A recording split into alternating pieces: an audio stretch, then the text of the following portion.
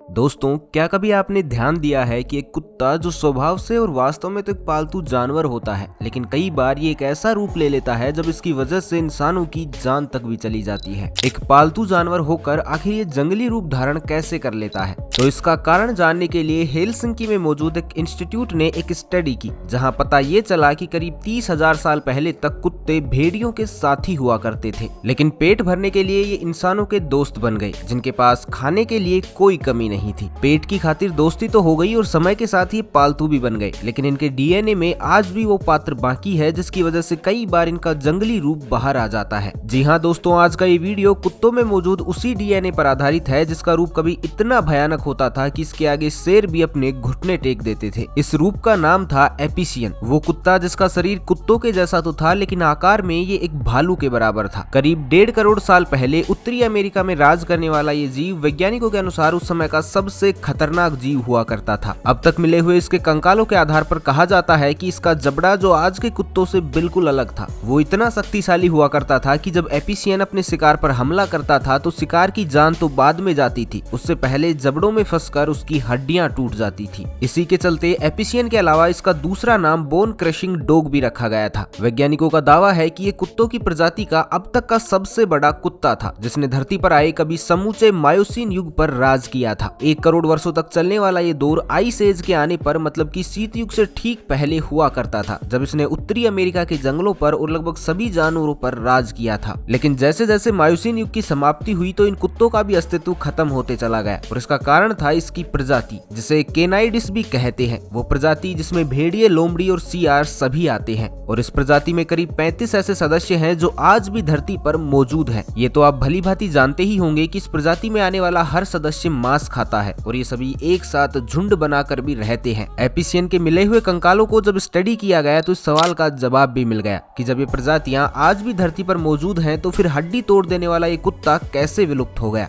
वैज्ञानिकों ने बताया कि मांस खाने और झुंड बनाने के अलावा भी ये प्रजाति कई मायनों में समान है, और वो सभी समानताएं एपिसियन के कंकालों में भी पाई गई है। जैसे इनकी खोपड़ी के पीछे का हिस्सा जो खोखला होता है और ये बाकी जीवों के मुकाबले बहुत अधिक होता है। कुछ ऐसी ही संरचना एपिसियन के कंकाल में भी पाई गई। इसकी खोपड़ी और शरीर के अन्य कंकालों के आधार पर यह अनुमान लगाया गया कि इसका भार तकरीबन 200 किलो और इनका जबड़ा भेड़ियों के मुकाबले 3 गुना चौड़ा हुआ करता था, और इनमें इतनी ताकत होती थी कि इसकी मदद से ये मांस के साथ साथ हड्डियों तक को चबा जाते थे। वहीं इनकी टांगों की मजबूत बनावट से ये निष्कर्ष निकाला गया कि अपनी प्रजाति के कुछ सदस्यों से उलट ये मरे हुए जानवरों का मांस न खाकर ताजा शिकार करते थे, और इसके लिए अगर इन्हें शिकार का पीछा भी करना पड़ता था तो ये उसे दूर तक ले जाकर मार गिराया करते थे। ये एपिसियन अपने शिकार को हमेशा झुंड में रहकर मारते थे। जिस तरह आज के दौर में हम शेरों का झुंड देखते हैं, कुछ इसी तरह इन कुत्तों का भी झुंड हुआ करता था, जो शेरों के मुकाबले कहीं ज्यादा बड़ा भी होता था। लेकिन समय के साथ इसमें परिवर्तन आने लगा, और उसकी शुरुआत तब हुई जब तेजी से हिमयुग की शुरुआत हुई। कुछ ही सालों में धरती ने एक अभूतपूर्व परिवर्तन को देखा। पृथ्वी ठंडी पड़ने लगी, सभी समुद्र जम गए और पूरी धरती ने बर्फ की एक चादर ओढ़ ली थी, जिसके नीचे सभी पेड़ पौधे और वनस्पति पूरी तरह से नष्ट हो गई। इसकी वजह से शाकाहारी जीवों का जीवन संघर्षमयी होने लगा। जब शाकाहारी जीवों को भोजन जुटाने में तकलीफों का सामना करना पड़ा तो इसके चलते शाकाहारी जीवों का सफाया होने लगा, जिसका सीधा असर मांसाहारी जीवों पर भी पड़ने लगा। लेकिन इस हिमयुग में भी प्रकृति उतनी निर्दयी नहीं हुई। पेड़ पौधे तो नहीं बचे थे, लेकिन घास के मैदान अब भी बाकी थे, जिससे छोटे शाकाहारी जीव धरती पर अपना अस्तित्व बचाने में कामयाब हो गए। लेकिन इन छोटे जीवों को खाकर एपिसियन जैसे विशालकाय जीवों का भला अब नहीं हो पा रहा था। बड़े जानवर, ऊपर से विशालकाय झुंड और भोजन की कमी, आखिरकार ये कुत्ते आपस में ही लड़ने लगे और भोजन की जंग में अपने ही झुंड को खत्म करने लगे। और इस तरह आज से करीब 15 लाख वर्ष पहले ही ये प्रजाति पूरी तरह धरती से विलुप्त हो गई। हालांकि इनके विलुप्त होने के पीछे एक और भी वजह रही, और वो ये कि एक अनुमान के मुताबिक जो शेर आज कुत्तों पर भारी पड़ता है, ये कभी इनसे डर कर रहता था और इनका सबसे बड़ा दुश्मन भी था, क्योंकि ये दोनों ही जीव अपने अपने झुंड में रहते थे। लेकिन राज हमेशा हड्डी तोड़ कुत्ते ही करते थे, क्योंकि इनका झुंड बड़ा और मजबूत था। ऊपर से एक हड्डी तोड़ कुत्ते और शेर में बल के आधार पर करीबन दुगना फर्क था। तो समूचे हिमयुग में जहां एपिसियन अपना अस्तित्व गंवा बैठा, तो वहीं बिल्लियों की ये प्रजातियां अपने अस्तित्व को बचाने में कामयाब हो गई, और हिमयुग को झेलने के बाद भी ये आज भी धरती पर जिंदा है, जिसका मुख्य कारण था इनका कौशल, जो एपिसियन के मुकाबले कहीं ज्यादा था। हड्डी तोड़ कुत्तों के पास केवल बल था, जबकि शेरों के पास नुकीले और मजबूत पंजे, जिनसे ये ऊंची ऊंची जगहों पर भी चढ़कर शिकार कर लिया करते थे। यहाँ तक कि पानी में तैरकर भी शेर अपने भोजन का इंतजाम करने में सक्षम थे, जबकि एपिसियन के पास एकमात्र साधन मैदानों का था, जो भी हिमयुग में उनसे पूरी तरह छिन गया। और तो और समय के साथ साथ शेर भी इन पर हावी होने लगे। इन्हें कमजोर और अकेला पाकर शेर इनका शिकार करने लगे। आखिरकार एक खूंखार शिकारी जो कभी अपने शिकार की हड्डियों को चूर चूर कर दिया करता था, जब खुद ही शिकार होने लगा तो आखिरकार ये पूरी तरह धरती से विलुप्त हो गया। इसका अंश तो नहीं बचा, लेकिन आज भी जब कोई कुत्ता पालतू होकर भी खूंखार रूप लेता है या फिर भेड़िए और लोमड़ी किसी जानवर का शिकार करते हैं, तो ये उनके उसी पूर्वज की झलक होती है जो कभी इस धरती पर राज किया करता था। वो पूर्वज जो खूंखार रूप में आकर अपने शिकार की हड्डियों को तोड़कर रख दिया करता था, जिसे अतीत में एपिसियन के नाम से भी जाना जाता था।